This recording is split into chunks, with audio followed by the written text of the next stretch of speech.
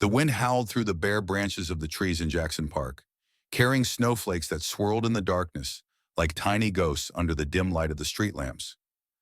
The lake, a black, icy surface, reflected the pale moonlight, remaining motionless in the heart of the deserted park. The temperature had dropped so low in recent weeks that even birds had flown away, leaving behind a deathly silence interrupted only by the crunch of snow under hurried footsteps. Two figures approached the lake. A woman firmly held the hand of a small boy, her fingers like claws digging into his tender skin, dragging him mercilessly toward the edge of the frozen body of water. The 7-year-old stumbled and whimpered, his tears instantly freezing on his cheeks, reddened from the cold. His large, frightened eyes pleadingly looked at the woman who had once promised to be his mother, but now her face was distorted by a sinister determination, transforming it into something unrecognizable and terrifying. "Please, Mom," whispered the boy through his sobs, his voice barely audible over the howling wind. "I promise I'll be good. I promise I won't tell Dad anything." His pleas were lost in the night as she dragged him closer and closer to the edge of the lake. The icy surface creaked beneath their feet, an ominous warning of the danger hidden beneath. The cold penetrated through the soles of the boy's boots, creeping up to his bones. With a sudden movement, the woman stopped and turned to him. For a moment, a shadow of doubt flickered across her face, so brief it might have been imagined. Their eyes met, but in hers there remained no trace of the warmth she had once pretended to feel for him. "Accidents happen every day," she murmured, her words hanging in the frozen air like a death sentence.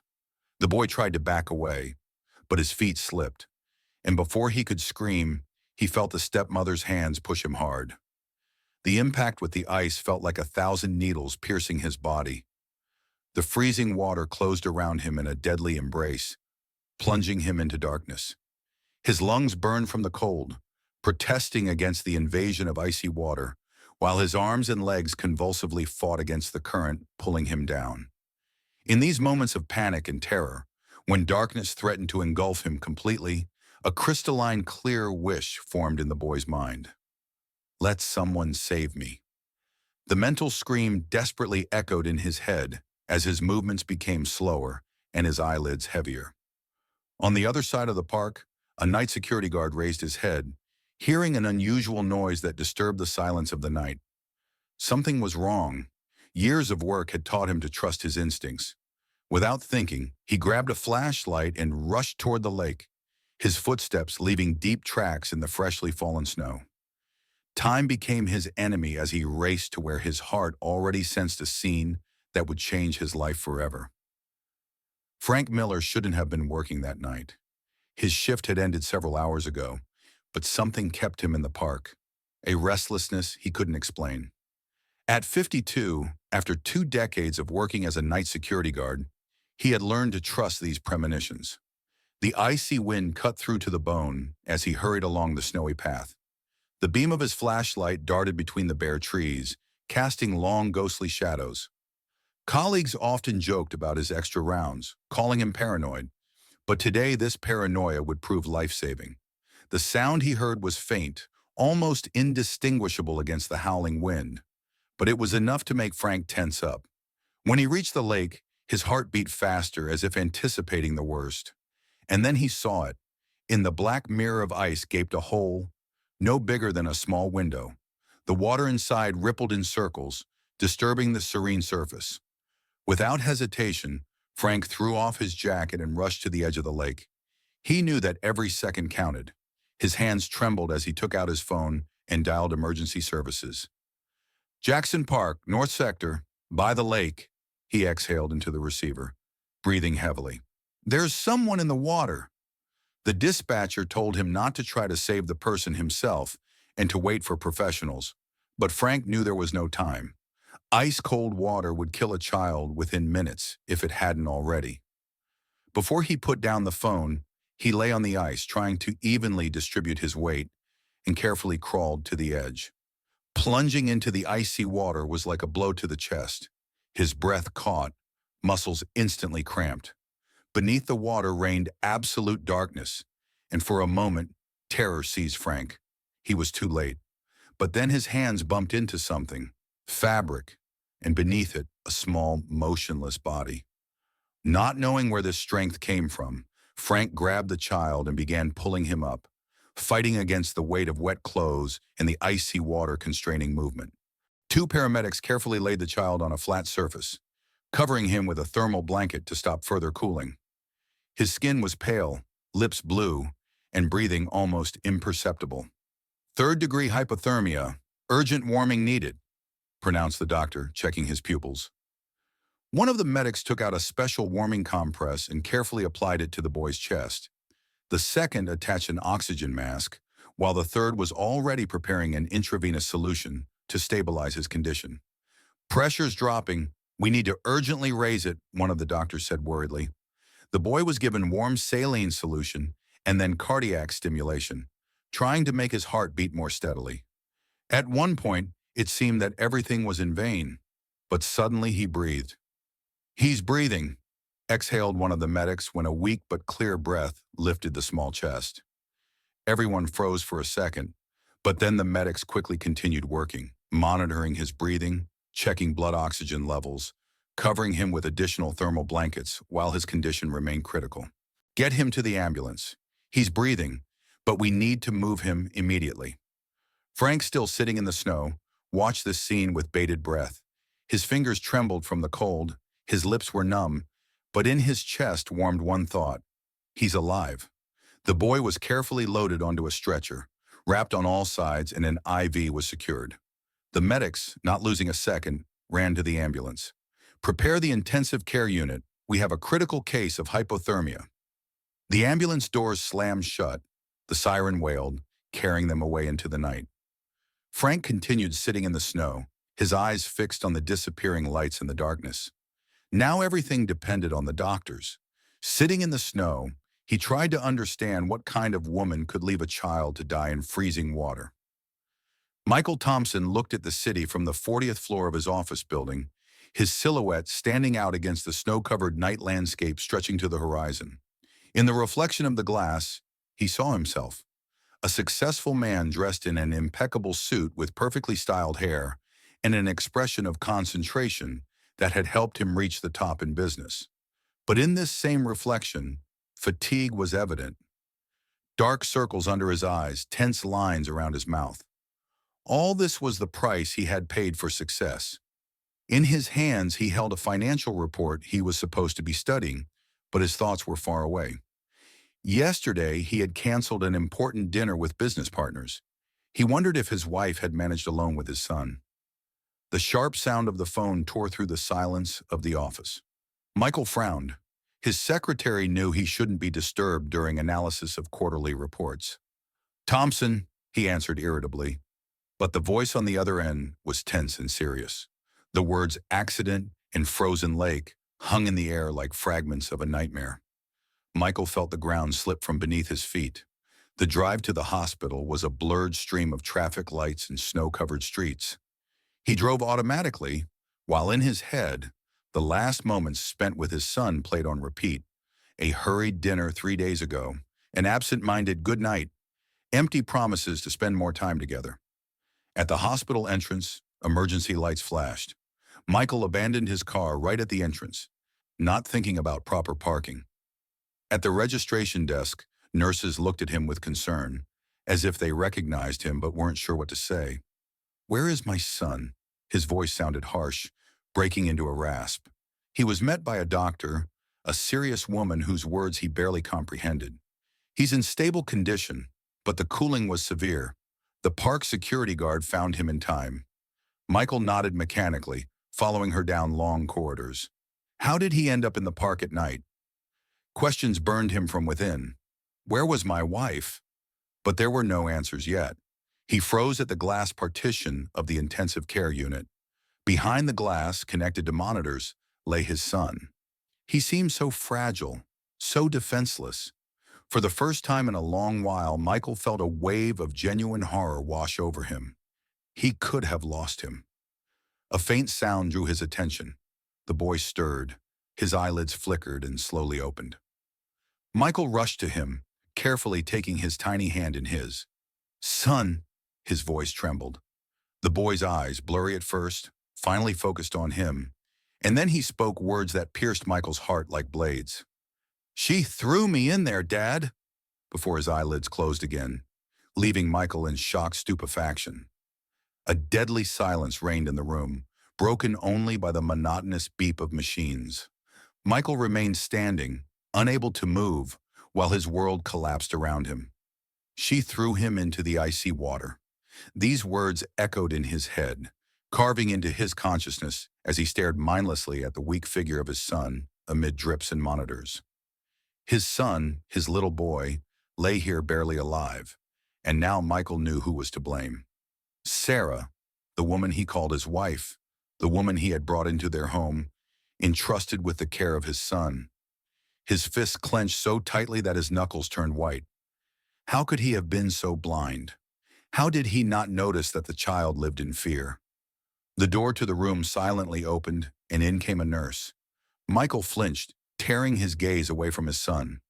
"How is he?" he asked in a hoarse voice.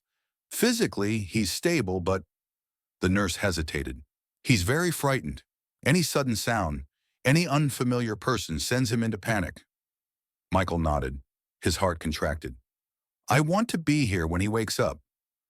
"Of course." The nurse smiled understandingly and left, leaving him alone with his son. Michael sank into a chair, leaned forward and covered his face with his hands. In his head, memories whirled. Strange moments he hadn't noticed or had ignored. How his son would freeze when Sarah sharply raised her voice. How he tried to stay closer to him when she was nearby. How he avoided being alone with her. He had blamed it on adaptation difficulties. Thought the child just needed more time to get used to a new mother. But in reality, he had been living in fear. Police began their investigation just hours after the boy was admitted to the hospital. Michael was called in for questioning. "Did you notice anything strange in your wife's behavior?" asked investigator Jessica Hayes, placing a folder of documents on the table. Michael swallowed, feeling helpless. I didn't pay attention. I thought he just wasn't used to a new mom." Hayes nodded, took out several photographs, and laid them before him. "Your wife isn't who she claimed to be. Look." Michael looked at the photos and nausea overcame him. Different cities, different surnames, different children. But one thing always repeated: missing or deceased children, and a stepmother who disappeared after the tragedy. "This must be some mistake," he forced out. "It can't be." "I'm afraid it is. Your wife is a professional con artist and likely a serial killer." Michael felt coldness spread through his body. Sarah had been beside him all this time. She could have killed his son, and now she was somewhere out there, running, hiding. But the most terrifying thought, perhaps she would come back. Sarah had disappeared. The police launched a large-scale investigation, but so far all trails had gone cold. Michael sat in the investigator's office, helplessly looking at the photographs spread out before him. In them were different faces, different documents. But in all these women, he recognized Sarah. "We've learned that she has changed names multiple times," explained Jessica Hayes, tiredly rubbing the bridge of her nose. "Her last known pseudonym was Sarah Thompson, but before that, she was Sarah Davis, Angela Miller, Olivia Wilson. Each time she would appear, marry a man with a child, and then that child would disappear." Michael swallowed. His fingers involuntarily tightened on the armrests of his chair. "Are you saying my son is the first to survive?" "Exactly. We suspect that in the past she didn't just run away. All these accidents now seem far from accidental, but until now, no one had proof." Michael slowly raised his gaze. "Is there any now?" The investigator nodded. "Your son is the only witness who can testify to what happened." Hayes's words echoed in Michael's head. The boy could identify Sarah. He could confirm that this wasn't an accident, but an attempted murder. And Sarah knew this. She understood that he was now her biggest threat. "She'll try to finish him off," Michael exhaled, cold with this thought. "We've already increased security at the hospital," Hayes assured him. "Your son's room has round-the-clock guards. If Sarah tries to appear, we'll catch her." But inside, Michael knew this wasn't enough. He felt it in his gut. She hadn't fled to hide. She was waiting, watching. Sarah was indeed watching. Sitting at the train station, she nervously clutched a ticket in her hands. People around her discussed the news she had already seen online. They say the child is in the hospital in serious condition but survived. Yes, a park security guard pulled him out. They're calling him a hero now. My God, what kind of woman would do such a thing? They don't know yet, but the police are already investigating. Sarah felt her fingers digging into the handle of her bag. Inside, everything was boiling. She had never left loose ends before, and this boy should have died. She took a deep breath, suppressing her anger. Right now, the main thing was to leave, disappear before they found her. But she looked at the phone screen where a news message was open. They wrote about the condition of the child, about the hospital where he was located, about the investigation. She could have left, but this time it was different. She felt that for the first time in years, her life was at stake. This boy was the only one who could expose her, and as long as he lived, she couldn't allow herself to disappear. She had to finish what she started. She had to return. Michael hardly slept. He sat by his son's bed, watching as the boy slept peacefully under the influence of sedatives. Outside the room door, police officers were on duty around the clock. It seemed that here he was safe, but the anxiety inside Michael didn't disappear. She will return. He didn't know how or when, but he was sure Sarah wouldn't stop. As if confirming his thoughts, the silence of the room was broken by the vibration of his phone. The number was hidden. Michael slowly picked up the receiver. "How's my boy?" Sarah's voice was icy, devoid of that sweet, affectionate intonation with which she had once spoken to him. Michael gripped the phone so tightly that his knuckles turned white. "You were never his mother," he hissed in response. He heard a short laugh. "What a shame you only realize this now. It was so convenient when you were too busy with your affairs to notice the obvious." Michael remained silent.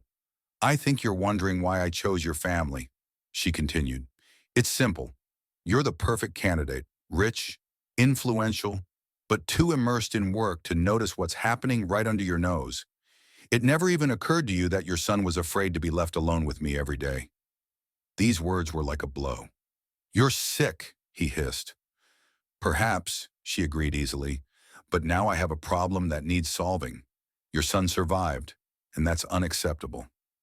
"The police are looking for you," Michael tried to speak calmly, holding back the tremor in his voice.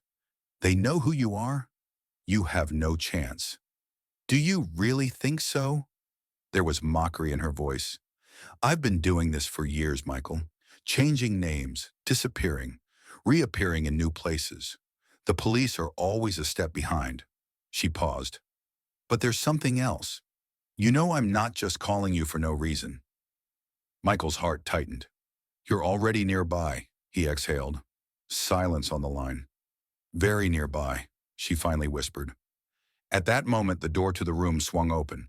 Michael turned sharply, but it was only a nurse, an ordinary woman in a blue uniform with a medical mask on her face. But something was wrong.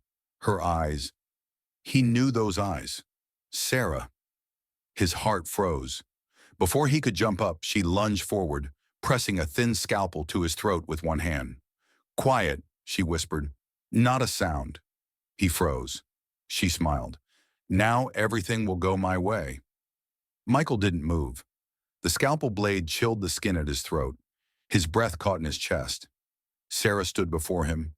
She wore a medical uniform, her hair hidden under a cap, and the mask covered half her face, but her eyes gave everything away. "How do you like my new look?" she whispered quietly. "I told you I know how to hide." Michael felt rage rising to his throat, but he knew the slightest movement and she would strike. From the corner of his eye, he looked at his son. The boy was still asleep, his small body under a blanket, his face peaceful, but he was defenseless. "What do you want?" Michael asked hoarsely. Sarah smirked. "Isn't it obvious? I need to finish what I started." Her gaze slid to the child's bed, and this momentary gesture revealed her intention. She had come to kill him. A primal instinct exploded within Michael. He didn't think. He acted. With a sharp movement, he grabbed Sarah's wrist, twisting it, and the scalpel fell to the floor with a clatter. She cried out and tried to break free, but he pushed her against the wall, pinning her with his elbow. "Security!" he yelled, straining his voice so they could hear him outside the door. But at that moment, Sarah twisted free, elbowed him in the stomach, and lunged for the bed. Michael reacted faster. He grabbed her by the hair and pulled her away from his son. The door to the room burst open, and police officers rushed in. "Freeze!" thundered the voice of one of them. But Sarah knew she couldn't escape now. Instead of surrendering, she reached for the scalpel that lay on the floor. The choice was made in a split second. Michael saw what she was about to do and lunged forward, but he was too late. The blade flashed in the light of the lamps, and Sarah plunged it into her own neck. The police officers froze. She slowly sank to her knees, looking at Michael with the same crooked smile as always. "Think you've won," she rasped. "See you in hell." Her eyes dimmed, and a second later she collapsed to the floor. "Dad?" The quiet voice of his son jarred Michael, and he turned abruptly. The boy sat in bed, blinking sleepily. He had woken up. Michael went to him, wrapped his arms around him, pressing him close as if he could shield him from the whole world. "It's okay, son," he whispered. "It's all over now." The police called for doctors, but it was clear Sarah was dead. She wouldn't go to prison, wouldn't stand trial, but most importantly, she would never harm anyone again. 3 weeks passed. The hospital became quieter. Michael no longer expected an attack behind every door, no longer flinched at every phone call. Sarah was gone. She was dead. Her story had ended in that room on her lips. But along with this came the realization that nothing disappears without a trace, especially fear.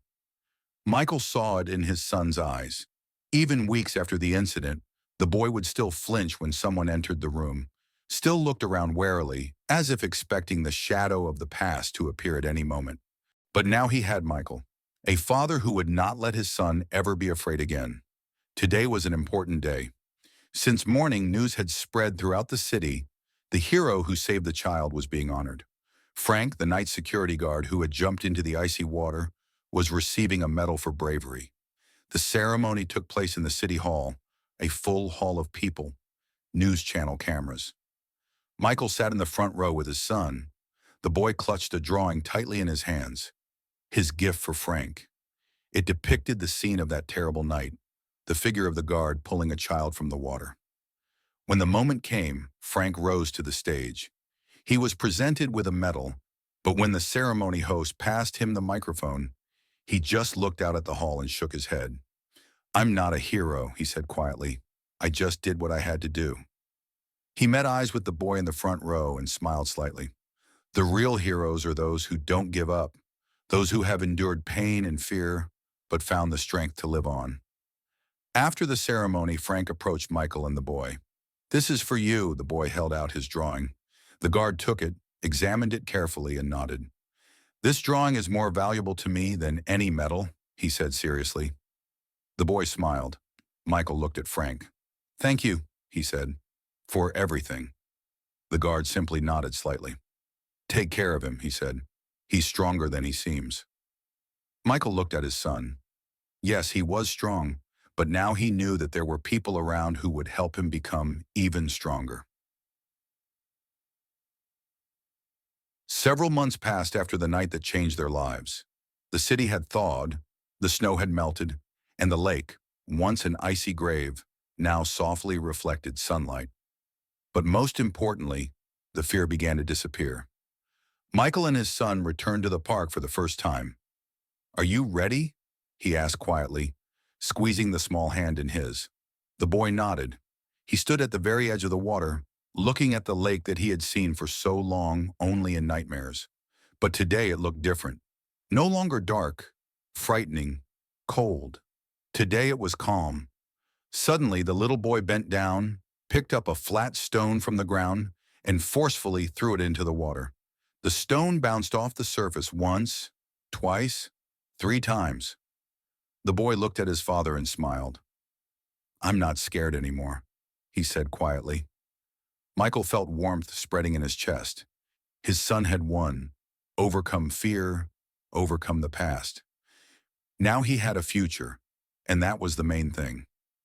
They stood there for a long time, watching the ripples on the water gradually fade away. The sun shone brightly overhead, casting golden reflections on the lake's surface. Other park visitors strolled by, enjoying the spring day, unaware of the significance this place held for the father and son.